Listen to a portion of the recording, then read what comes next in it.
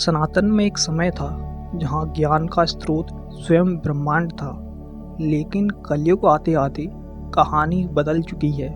समाज में इसी ज्ञान का इस्तेमाल लोगों को मूर्ख बनाने के लिए किया जाता है। लोगों को झूठे धर्म ज्ञान के नाम पर ठगा जाता है।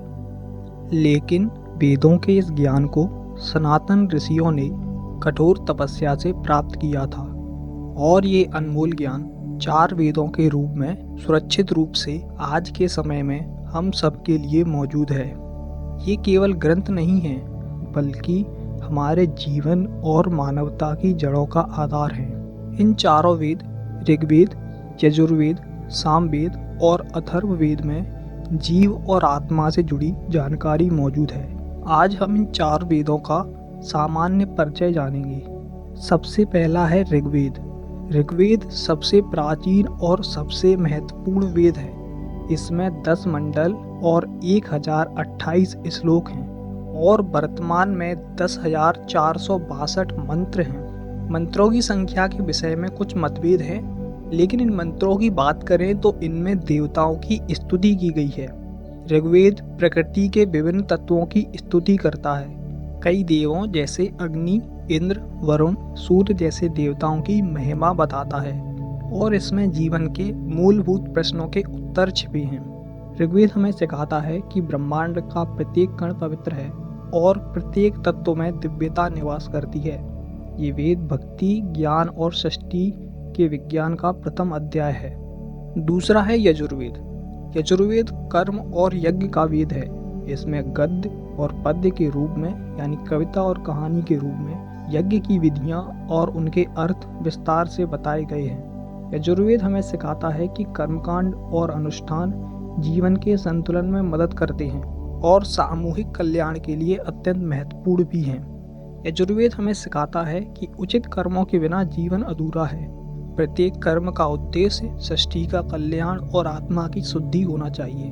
कर्म और फल के सिद्धांत भी यजुर्वेद का प्रमुख हिस्सा हैं, जिसे कर्म सिद्धांत कहते हैं। तीसरा वेद है सामवेद। सामवेद को संगीत का आधार माना गया है। इसमें ऋग्वेद के मंत्रों को संगीत के रूप में प्रस्तुत किया गया है।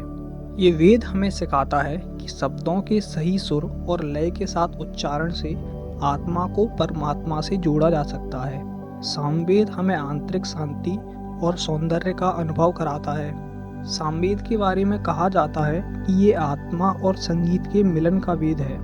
सामवेद में ध्वनि की शक्ति का वर्णन है कि कैसे संगीत मन को शांत करता है और आध्यात्मिक अनुभव को बढ़ाता है। इसलिए सनातन में मंत्रों के उच्चारण को इतना महत्व दिया जाता है। आखिरी वेद है अथर्ववेद। अथर्ववेद जीवन के प्रत्येक पहलू का ज्ञान देता है। इसमें औषधि, ज्योतिष, तंत्र मंत्र और समाज के कल्याण की विधियां बताई गई हैं। ये वेद रोगों से बचाव, स्वस्थ जीवन और सामाजिक संतुलन पर केंद्रित है। अथर्ववेद हमें सिखाता है कि जीवन के प्रत्येक क्षेत्र में संतुलन और ज्ञान आवश्यक है। इसमें प्राकृतिक चिकित्सा, ज्योतिषीय ज्ञान और सामाजिक संतुलन को बनाए रखने के बारे में विस्तार से बताया गया है। चारों वेदों के संगम में ऋग्वेद यानी भक्ति का मार्ग, यजुर्वेद यानी कर्म का पथ, सामवेद यानी संगीत और साधना का स्रोत, अथर्ववेद यानी जीवन के रहस्यों का भंडार है। ये चारों वेद मिलकर हमें एक पूर्ण जीवन का रास्ता दिखाते हैं। लेकिन मानवता का दुर्भाग्य है कि समाज के कुछ लोगों ने वेदों को केवल धर्म तक सीमित कर दिया है। लेकिन ये 4 वेद केवल धर्म ही नहीं, बल्कि ज्ञान, विज्ञान और जीवन जीने की कला हैं। ये हमें ब्रह्मांड से जोड़ते हैं और हमारी आत्मा को पवित्र करते हैं। इसलिए इन वेदों को केवल धर्म प्रचार ही नहीं, बल्कि वेदों के ज्ञान को अपने जीवन में उतारें और अपने जीवन को दिव्यता से भरें।